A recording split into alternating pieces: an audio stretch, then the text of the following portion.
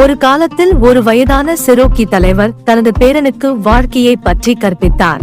ஒவ்வொரு மனிதனுக்குள்ளும் 2 ஓநாய்கள் உள்ளன என்று அவர் கூறினார்.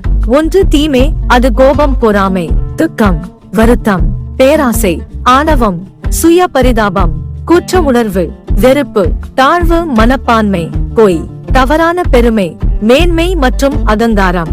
மற்றொன்று நல்லது, அது மகிழ்ச்சி, அமைதி, அன்பு, நம்பிக்கை, அமைதி, பணிவு, இரக்கம், கருணை, பச்சாதாபம், பெருந்தன்மை, உண்மை, இரக்கம் மற்றும் நம்பிக்கை.